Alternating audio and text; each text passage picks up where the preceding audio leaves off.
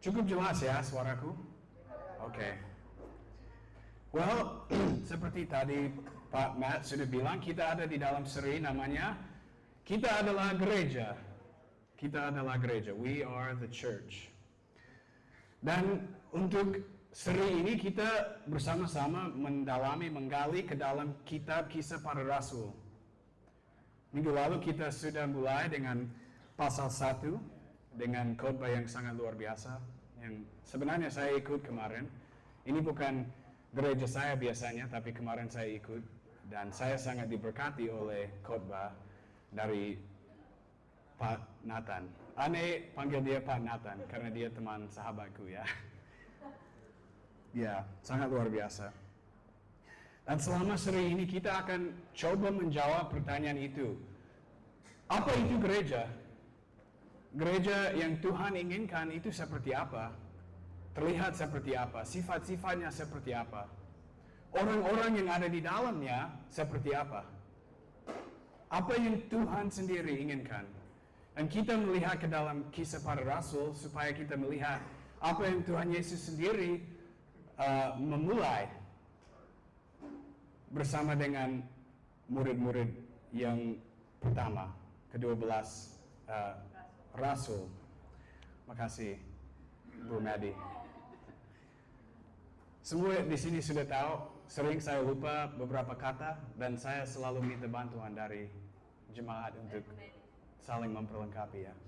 Oke. Ya.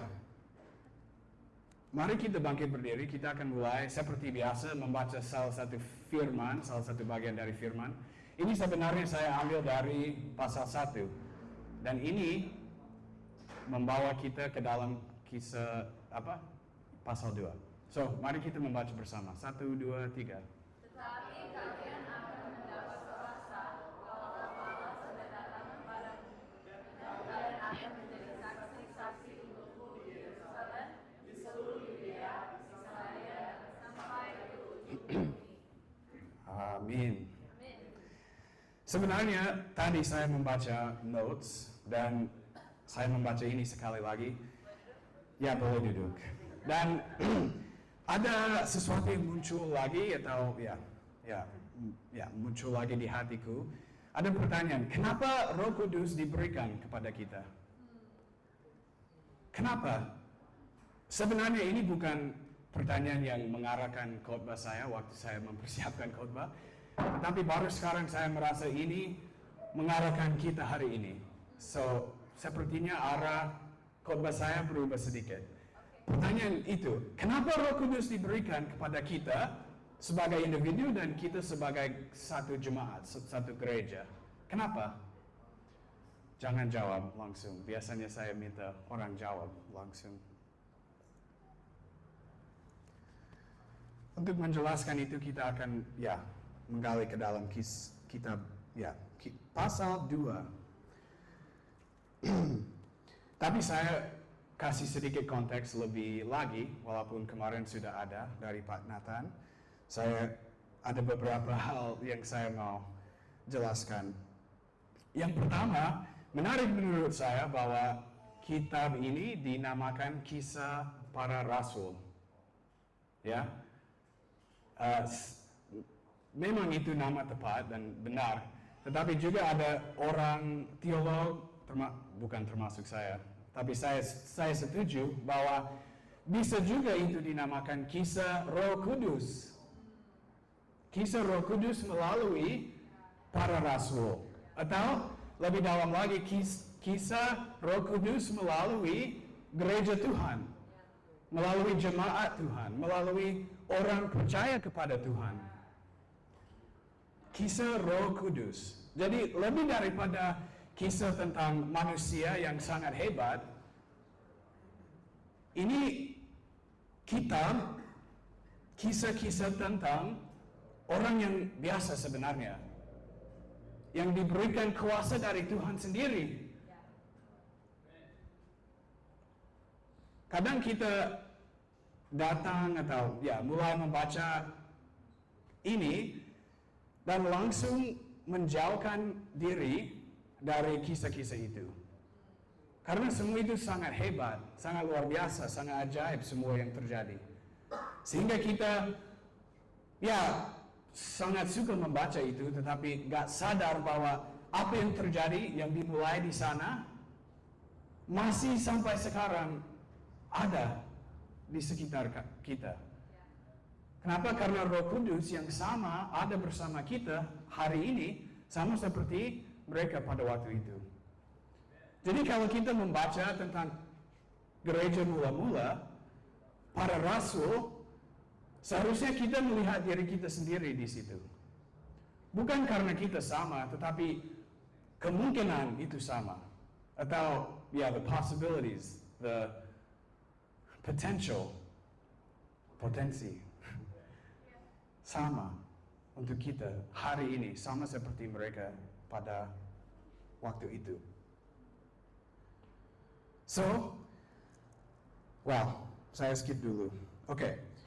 Kita akan masuk ke dalam pasal 2.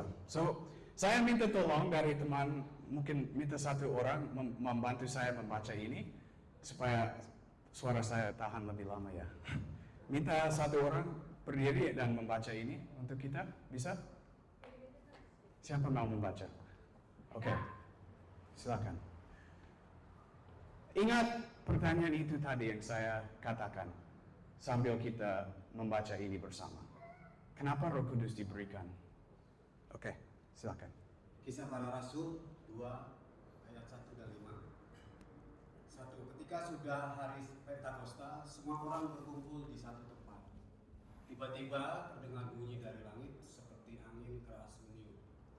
Rumah di mana orang-orang itu sedang duduk seluruhnya penuh dengan bunyi itu. Lalu mereka melihat lidah-lidah seperti nyala api menjalar kemana-mana dan hinggap pada mereka masing-masing.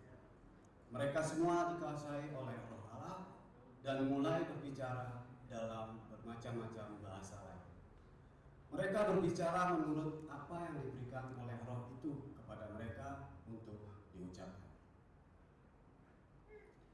Pada waktu itu banyak orang Yahudi dari berbagai-bagai negeri di seluruh dunia tinggal di Yerusalem. Mereka adalah orang-orang yang taat kepada Allah.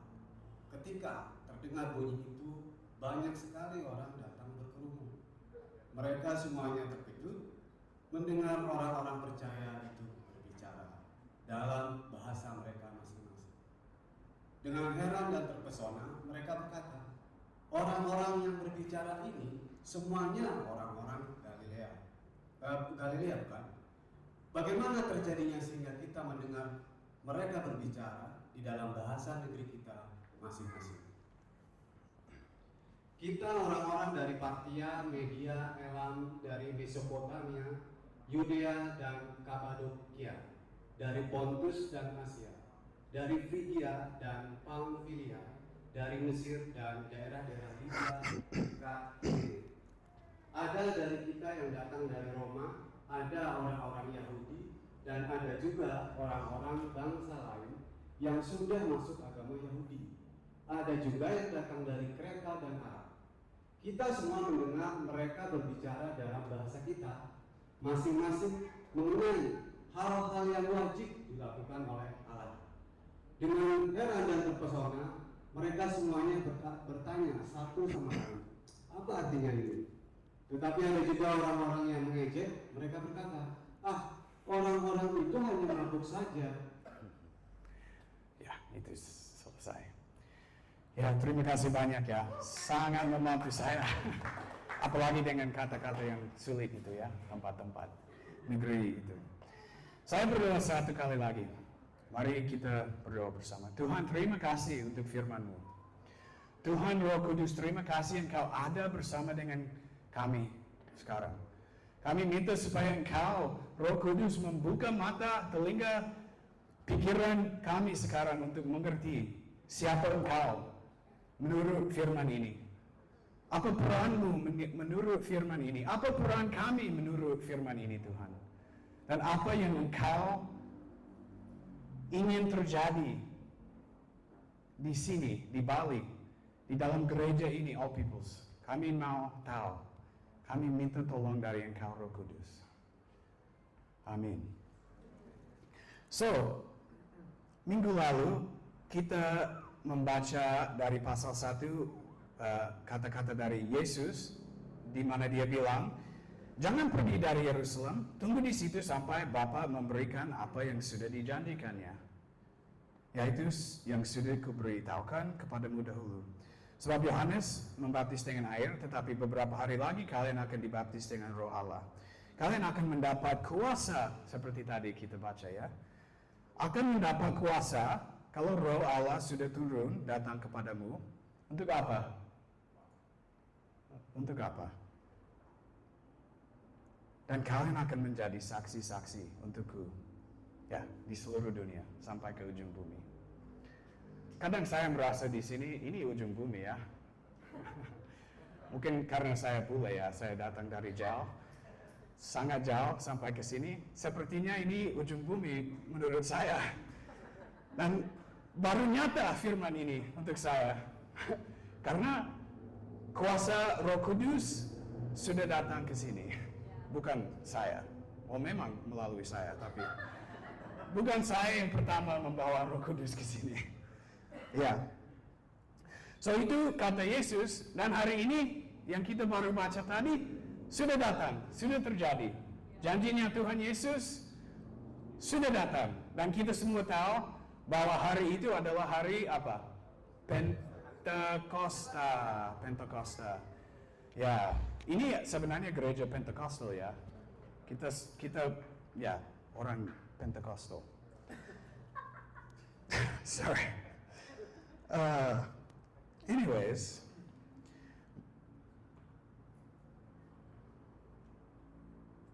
ya saya bersyukur untuk kejadian itu karena apa yang dinantikan, ditungguin oleh murid Yesus sudah datang dan gereja sebenarnya lahir pada waktu itu.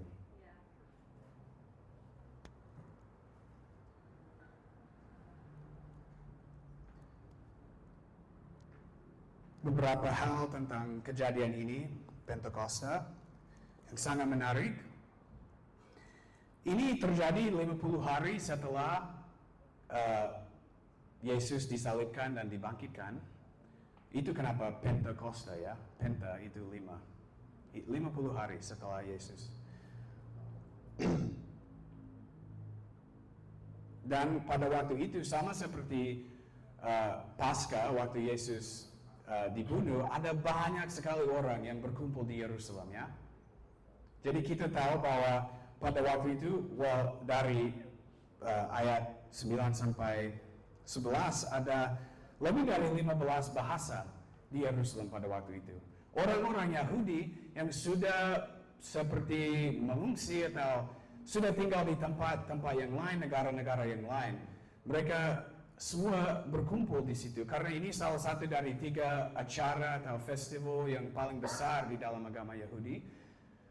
Ya, yang lain seperti Paskah, banyak orang berkumpul di situ. Jadi bisa bilang bahwa lebih dari 35.000 ya, 250.000 lebih.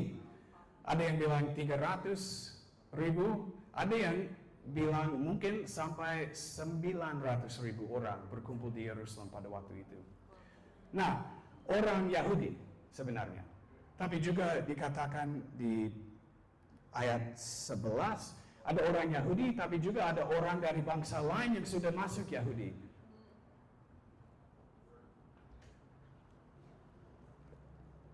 Apa pokok saya dengan semua ini? Apa yang Tuhan mulai pada awal dengan janji atau covenant bersama yang pertama dengan Abraham adalah melalui dia semua bangsa akan diberkati. Melalui mereka semua bangsa di dunia akan mengalami dan mengenal Tuhan. Tuhan yang benar. Itu keinginan Tuhan, bukan untuk mengambil satu aja bangsa daripada semua dan memberikan mereka semua berkat dari Tuhan, tetapi untuk semua orang. Orang Israel, orang Yahudi sebenarnya seharusnya menunjukkan kepada seluruh dunia kemuliaan Tuhan. Mengajak semua orang masuk ke dalam kemuliaan Tuhan melalui kepercayaan dan kebenaran. Tetapi sampai waktu ini belum terjadi. Tapi ya kabar baik bahwa ada beberapa ya yang berkumpul di Yerusalem yang sudah masuk. Tetapi seringkali kita melihat hari Pentakosta dan kita heran, kita ya sangat senang, semangat melihat Roh Kudus. Dan kita selalu pikirkan apa yang Roh Kudus melakukan di dalam kita, dan itu sangat bagus. Tetapi kenapa Roh Kudus diberikan kepada mereka pada hari Pentakosta, pada hari kelahiran gereja? Kenapa? Untuk membangun gereja. Gereja untuk siapa? Untuk semua bangsa, semua bahasa, semua suku. All peoples. All peoples. Oh, ada gambaran peta? Ya. Ya. Oke. Saya harus lanjut. Pokoknya gereja adalah, ini pokok pertama ya. Gereja adalah komunitas yang lahir oleh karya Roh Kudus untuk apa? Untuk semua orang. Wah, see what I did there? Ya. Ini gereja all peoples ya. Gereja Tuhan, gereja yang Tuhan Yesus sendiri mulai adalah gereja untuk all peoples, untuk semua orang, semua suku, semua bangsa, semua bahasa. Jadi kenapa Roh Kudus diberikan? Memang banyak hal yang kita bisa bicarakan dan sudah sering itu diajarkan di sini di gereja. Tetapi saya mau fokus kepada hal ini. Roh Kudus baru turun ke mereka pada hari Pentakosta. Apa yang terjadi? Apa hal pertama yang terjadi? Mereka pakai bahasa-bahasa lain untuk apa? Bicara tentang kemuliaan Tuhan kepada semua bahasa yang ada di situ. Jadi kenapa Roh Kudus diberikan? Supaya kita menjadi saksi ke seluruh dunia siapa Tuhan Yesus, tentang kemuliaannya Yesus. Luar biasa ya. Kalau saya merenungkan hubungan saya sama Tuhan, keperluan saya yang Roh Kudus, ya, bagaimana Roh Kudus membantu saya, dan itu tidak termasuk bagaimana saya menjadi saksi, saya sudah salah. Roh Kudus ada di dalam kita supaya kita menjadi saksi Yesus.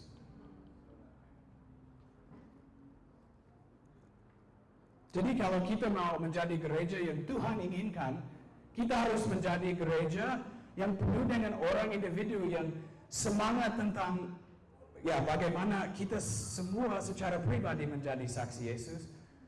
Dan kalau itu terjadi, kita sebagai gereja, sebagai jemaat akan menjadi saksi Yesus juga. Jadi gereja yang Tuhan inginkan adalah gereja yang penuh dengan saksi Yesus, yang menjadi saksi Yesus. Gereja ini, Tuhan mau ini menjadi saksi untuk semua orang yang ada di sekitar daerah sini. Gereja ini ditempatkan di sini supaya orang yang ada di sekitarnya bisa mendengar siapa Yesus, bisa mendengar Injil, bisa ada kesempatan untuk masuk ke dalam persekutuan yang indah ini.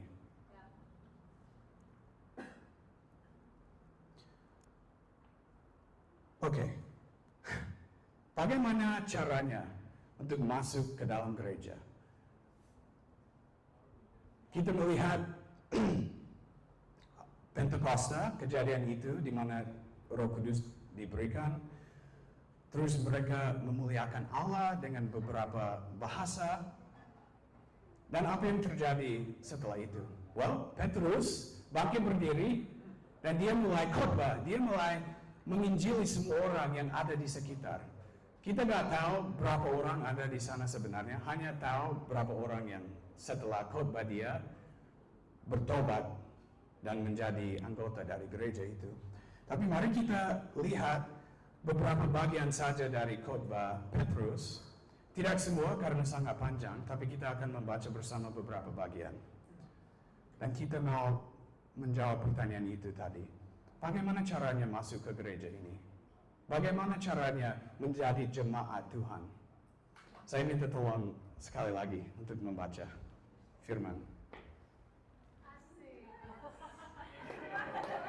Ya.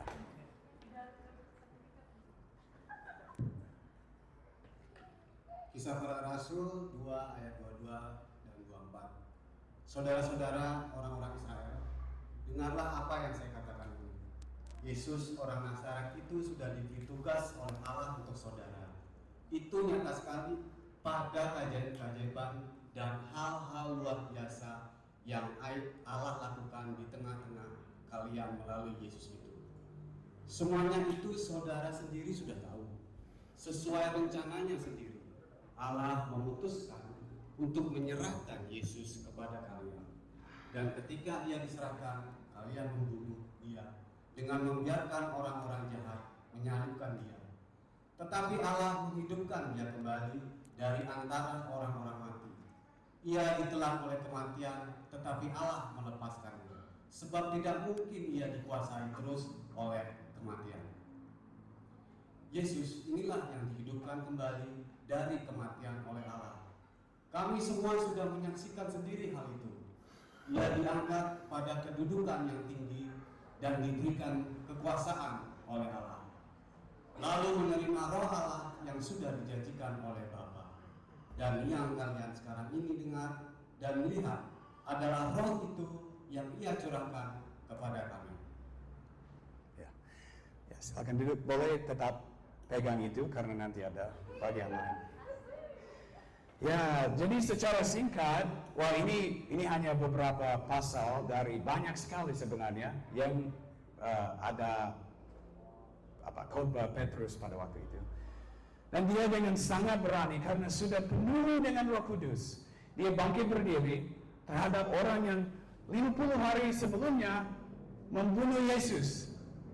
Orang yang sepertinya tidak mau menerima kebenaran dari Yesus. Jadi bayangkan dia pada waktu itu. Dia bangkit berdiri. Dia pakai suara yang keras. Dia, nanti itu bilang dia menganjurkan. Is that like pleading with? Yeah, that's right. Okay. Menganjurkan mereka untuk bertobat, untuk menerima kebenaran yang baru dia sampaikan. Kenapa itu terjadi dan bagaimana itu terjadi? Karena dia dipenuhi oleh Roh Kudus.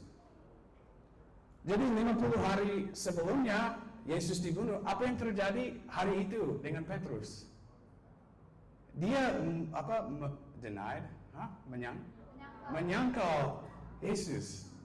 Tapi 50 hari kemudian dipenuhi oleh Roh Kudus, dia bangkit berdiri terhadap semua orang itu yang nggak tahu, tapi kemungkinan besar banyak yang dengar dia pada hari itu adalah orang yang minta Yesus dibunuh.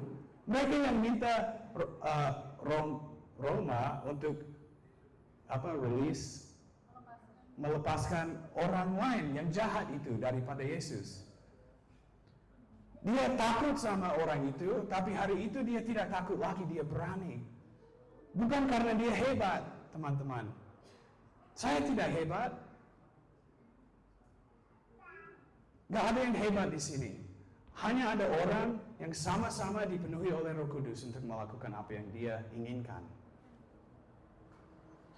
Nah, apa yang dia sampaikan? Dia sampaikan Injil. Dia sampaikan kabar baik tentang Yesus. Bagaimana Yesus memenuhi semua nubuat yang diberikan sebelum dia.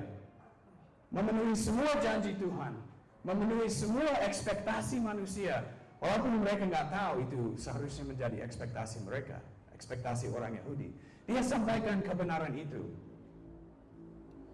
Dia sampaikan, memberitakan bagaimana Yesus datang ke dunia ini, melakukan banyak mujizat.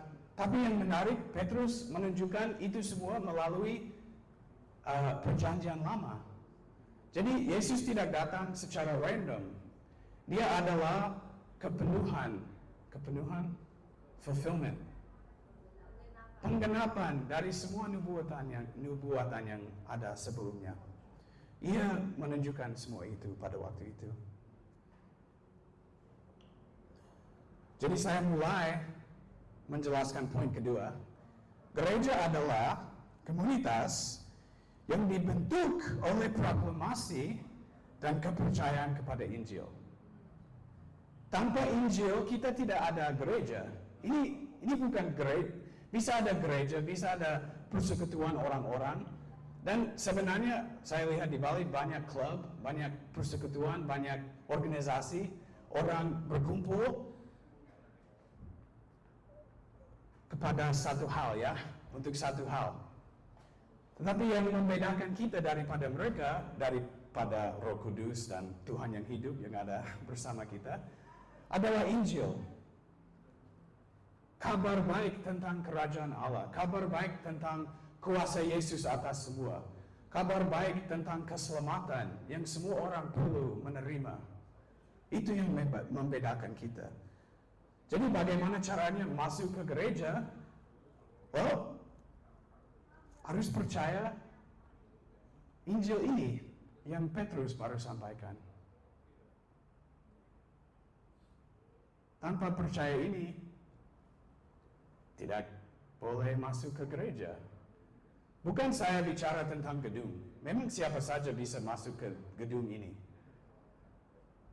Dan itu bukan kata salah dipakai untuk gedung gereja. Ini memang gereja. Tetapi kita adalah gereja. Kita adalah tubuh Kristus. Kita adalah bagian dari tubuhnya Kristus. Dan hanya dengan percaya kepada Injil, kita bisa masuk ke persekutuan itu. Itu yang dijelaskan oleh Petrus itu. So, saya kembali lagi ke pertanyaan itu tadi. Kenapa Roh Kudus diberikan? Ya, memang untuk menjadi saksi. Menjadi saksi apa? Saksi kebaikan Tuhan melalui Yesus Kristus. Saksi tentang semua yang Yesus menawarkan kepada manusia yang percaya kepada Dia. Saksi tentang kemuliaan Allah yang ditunjukkan melalui Yesus. Kita menjadi saksi tentang semua yang Tuhan sedang lakukan di dalam diri kita sendiri. Teman-teman gak harus menjadi sangat tahu tentang semua yang ada di dalam Alkitab, karena teman-teman sudah tahu semua yang Tuhan lakukan di dalam dirimu sendiri. Mulai di situ. Kalau jatuh bangun, ceritakan itu kepada orang lain. Bagaimana setiap kali jatuh, ada Tuhan yang sangat dekat, yang sangat berkuasa, yang sangat ramah, yang sangat baik hati, yang membantu kita, menolong kita membangun lagi. Bangun lagi.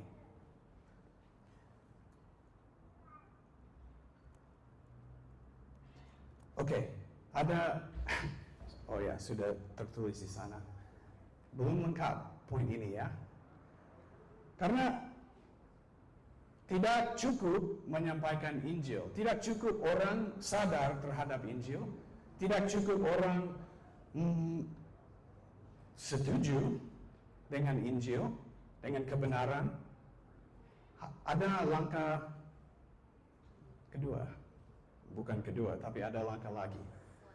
Selanjutnya, oke, mari kita membaca lagi. Silakan. Ini lebih pendek. Maybe. Itu sebabnya semua orang Israel harus tahu betul-betul bahwa Yesus yang kalian salibkan itu, Yesus itu juga yang sudah dijadikan oleh Allah menjadi Tuhan dan Raja Penyelamat.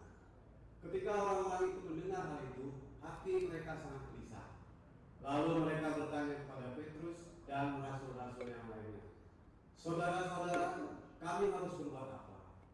Petrus menjawab, "Bertobatlah dari dosa-dosamu, dan hendaklah kalian masing-masing dibaptiskan atas nama Yesus Kristus, supaya dosa-dosamu diampuni.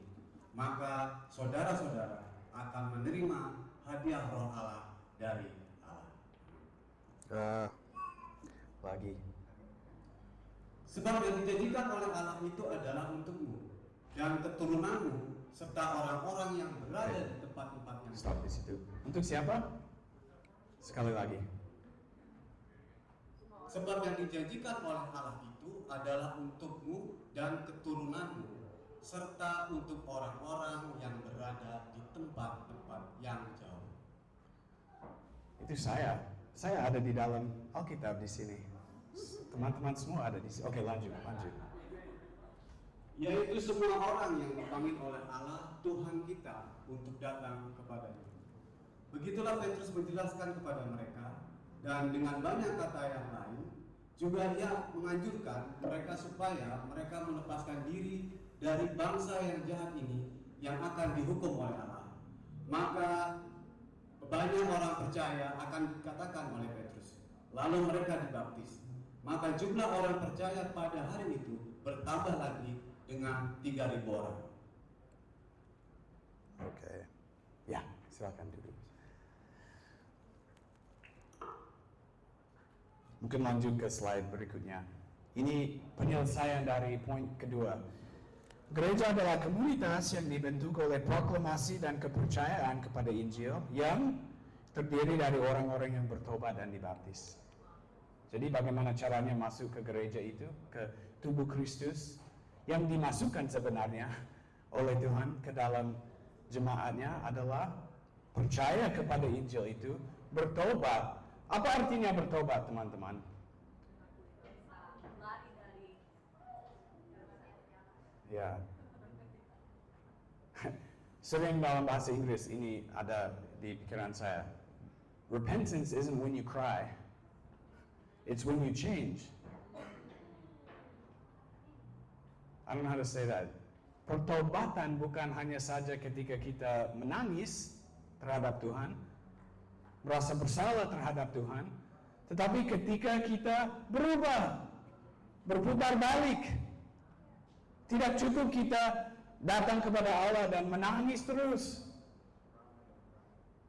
Kita harus berubah. Dan kabar baik Tuhan adalah kita diberikan Roh Kudus yang menguatkan, yang mendorong, yang memberikan kemampuan untuk berubah.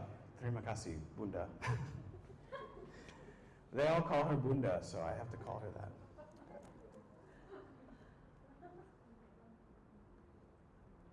Jadi gereja, all peoples, bukan ini, tapi seluruh dunia, gereja universal, terbuka bagi semua orang memang. Tetapi hanya mereka yang bertobat, percaya dan dibaptis, yang benar-benar menjadi bagian dari gereja Kristus. Teman-teman, ini kabar baik sebenarnya. Bahwa Tuhan Yesus datang kepada setiap orang di mana aja mereka berada, ya. Itu sangat luar biasa. Tetapi Tuhan dengan sangat baik hati juga jujur kepada orang. Kita semua harus bertobat, kita semua harus berubah, harus putar balik dari kehidupan lama dan mulai mengikuti Dia. Membiarkan Dia membentuk kita untuk menjadi anaknya, untuk menjadi orang Kristen sebenarnya. That's good news. Kalau ada kabar yang datang kepada saya bahwa saya sudah sangat luar biasa, sudah sangat amazing, dan saya belum orang Kristen, saya tidak akan menerima orang ini. Kenapa? Karena saya secara pribadi sudah tahu siapa saya.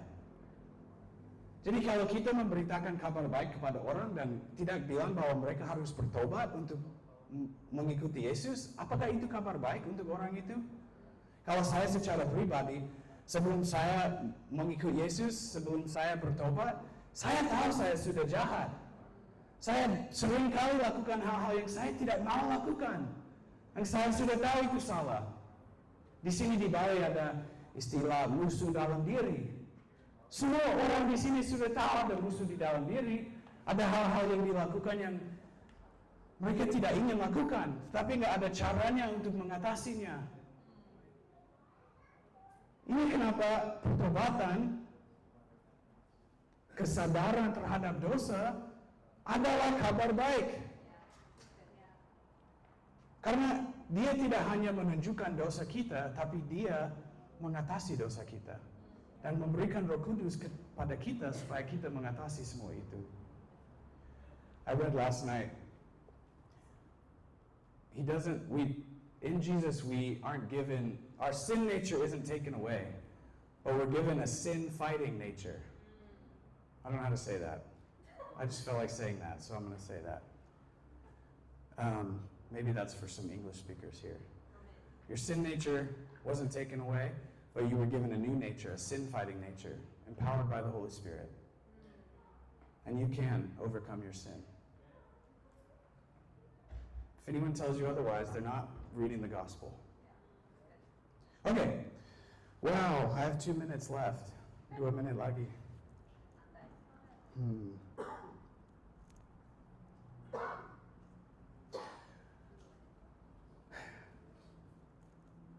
Kenapa Roh Kudus diberikan kepada gereja?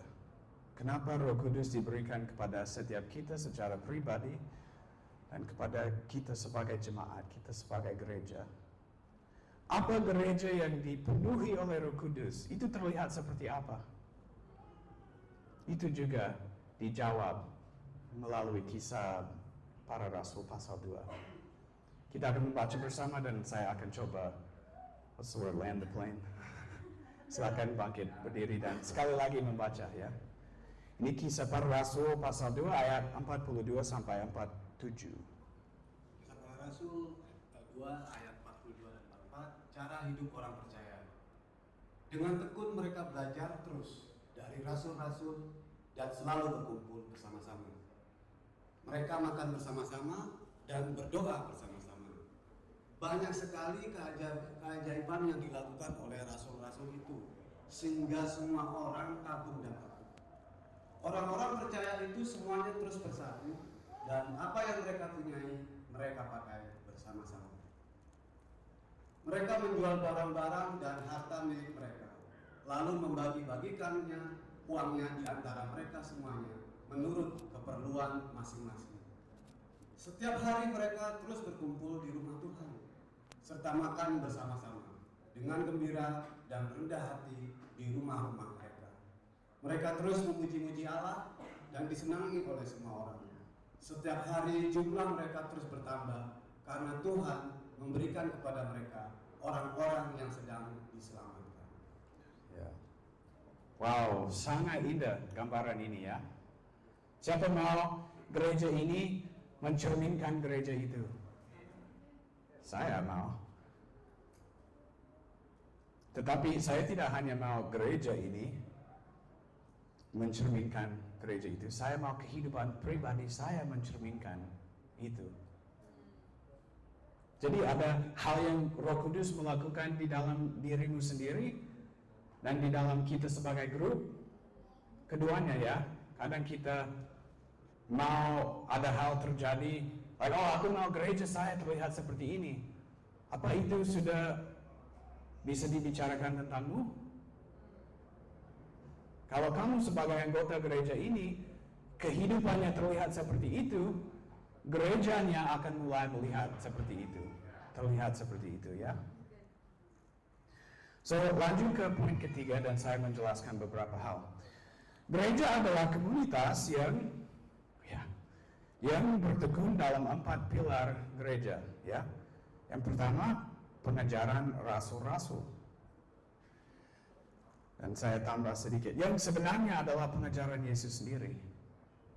Kalau kita mau menjadi gereja yang penuh oleh Roh Kudus, yang menjadi saksi yang sangat nyata, yang sangat efektif di dunia ini, kita harus bertekun kepada pengajaran rasul-rasul atau pengajaran Yesus, kepada firman Tuhan. Kalau teman-teman mau melihat kehidupannya berubah, sangat berubah, saya bertanya, apakah sudah bisa dibilang tentangmu bertekun kepada pengajaran yang ada di dalam Alkitab? Dan yang menarik, Roh Kudus juga yang ada di dalam kita membantu menolong kita memahami, menjalankan yang ada di dalam firman Tuhan. Kita punya Tuhan sendiri di dalam kita yang menolong semua. Terus gereja yang kita mau menjadi gereja yang seperti yang kedua. Jadi ada poin kedua, bertekun kepada persekutuan. Kata Yunani itu koinonia, I can't say it. Persekutuan yang digambarkan dengan kesatuan, pengorbanan, dan kemurahan hati yang radikal. Saya jelaskan bahwa apa yang kita membaca di beberapa ayat ini bukan kayak prescription atau hal ini harus, setiap gereja harus terlihat sama persis seperti ini. Tapi ini description yang menunjukkan kepada kita apa yang mungkin kalau kita mengandalkan Roh Kudus, bergantung kepada Roh Kudus. Apa yang mungkin bisa terjadi dalam persekutuan kita kalau kita membiarkan Roh Kudus kontrol kita, mengarahkan kita. Yang kita lihat di sana sangat radikal ya. Tadi bilang segala sesuatu mereka milik bersama. Mereka bagikan itu sesuai kebutuhan masing-masing. Kalau ada keperluan di antara mereka dengan rela menjual harta miliknya untuk memenuhi keperluan orang lain. Sangat indah ya. Apa ada keperluan di gereja ini sekarang? Gak ada. Wow, luar biasa. Semua sudah lakukan ini ya. Ada keperluan di sini? Ada kekurangan secara finansial? Oh, ada apa? Yang terjadi di sini memang tidak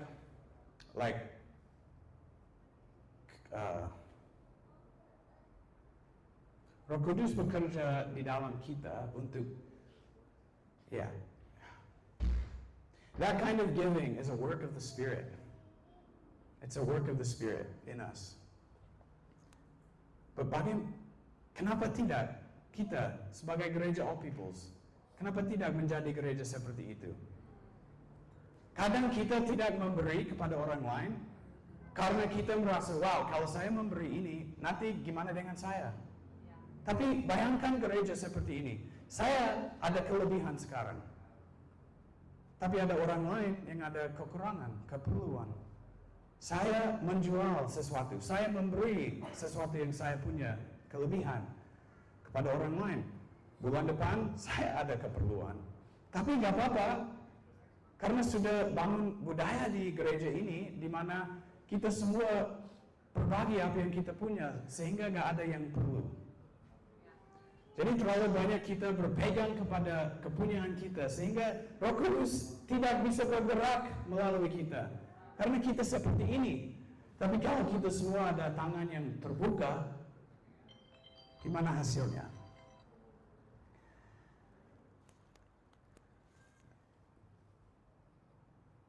Mungkin 8 tahun yang lalu, di gereja saya di Amerika, ada seorang ibu yang punya 2 anak dan dia menjadi sangat sakit. Kidney, she needed a kidney. Apa kidney? Ginjal. Ya, so singkat cerita dia perlu itu.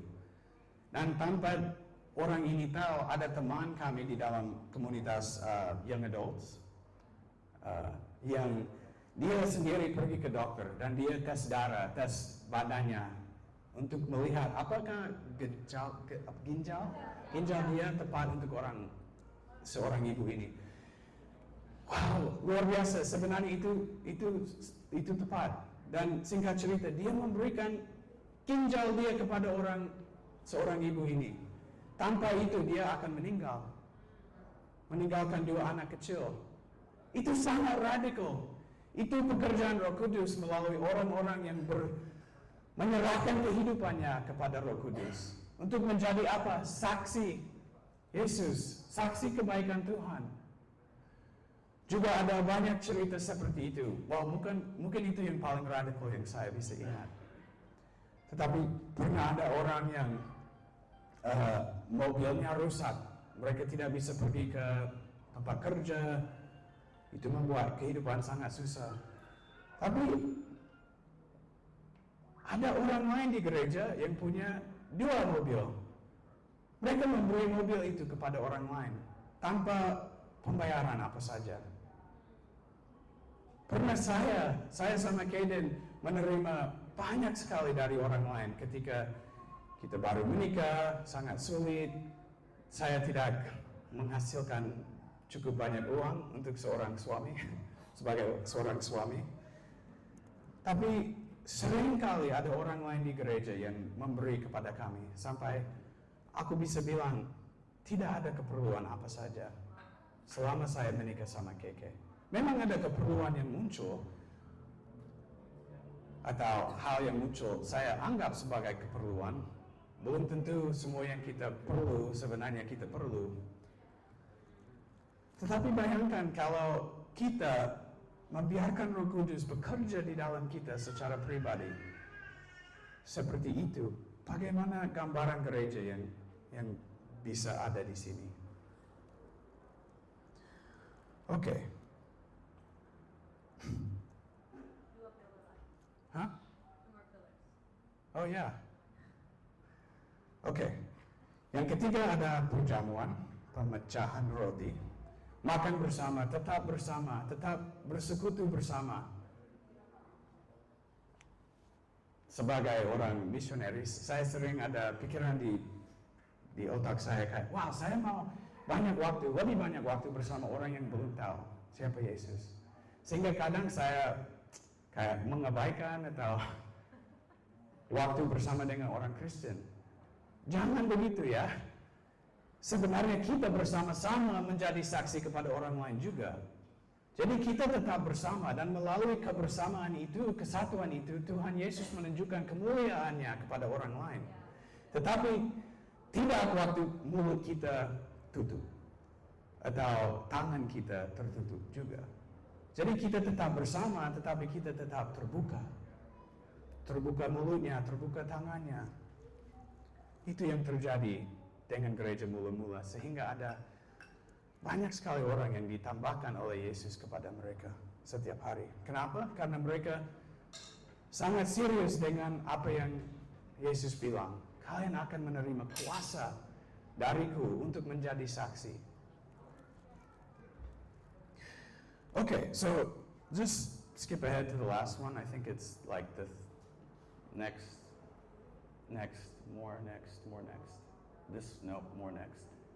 This one.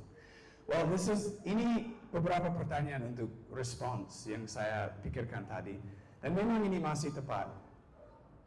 Tetapi saya mau semua orang juga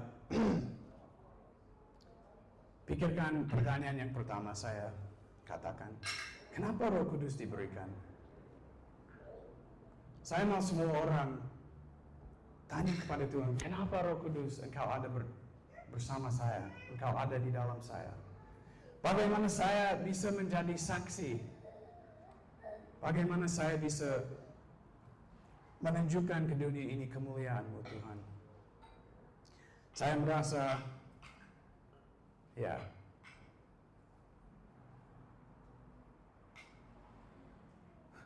dulu tujuan saya adalah menunjukkan beberapa hal tentang gereja. Dan sebenarnya ketiga poin itu sudah ada. Tetapi saya merasa sekarang poin yang utama yang dari Tuhan adalah Roh Kudus diberikan kepada setiap kita untuk menjadi saksi Yesus. Tanya ke diri, apakah saya sudah menjadi saksi Yesus? Di antara keluarga saya, tempat kerja saya, di gereja saya, kita harus menjadi saksi di sini juga. So, saya akan berdoa, mungkin worship team bisa maju ke depan. Kita akan ambil beberapa menit untuk respon kepada Tuhan. Membiarkan Roh Kudus bekerja di dalam diri kita.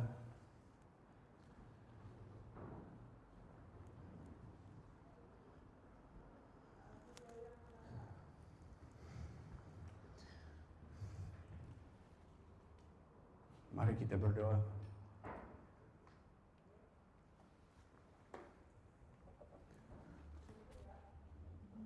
Terima kasih Tuhan untuk firman-Mu. Terima kasih Tuhan untuk kebaikan-Mu. Engkau indah, Engkau lebih baik daripada yang kami bisa bayangkan. Terima kasih Engkau sendiri yang membangun gereja ini. Engkau sendiri yang menempatkan setiap kami di tempat ini hari ini. Engkau sendiri yang menunjukkan kepada setiap kami kabar baik, Injil yang bisa menyelamatkan. Tuhan, kalau ada apa saja di dalam saya, bagian apa saja di dalam saya yang belum, di mana saya belum bertobat, belum saya menyerahkan kehidupanku kepadamu Tuhan, saya bertobat sekarang. Saya minta Engkau memberikan apa saja yang saya perlu. Tuhan, tolong memberikan Roh Kudus memenuhi setiap kami lebih lagi sekarang, sehingga kami semua menjadi saksi-Mu Yesus. Kami mau melihat Engkau Yesus menambahkan kepada jumlah kami setiap hari orang yang diselamatkan di sini di gereja All People Sanur. Tidak cukup orang Kristen datang saja ke sini Tuhan. Kami mau orang yang jauh dari Engkau datang kepada kami sebagai jemaat-Mu, memberitakan Injil kepada mereka, menyaksikan siapa Engkau kepada setiap orang yang ada di sekitar kami Tuhan. Tolong memberikan Roh Kudus lebih lagi Tuhan kepada setiap kami. Tidak lagi kami mau hidup dengan mulut dan tangan yang tertutup Tuhan. Roh Kudus bekerja melalui kami. Kerjakan pertobatan di dalam kami sekarang Tuhan.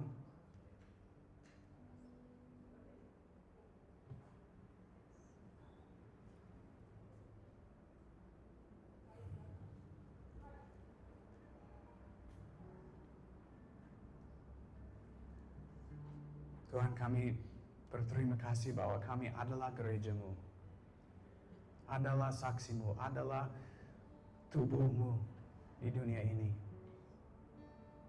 Terima kasih. Dalam nama Tuhan Yesus, amin.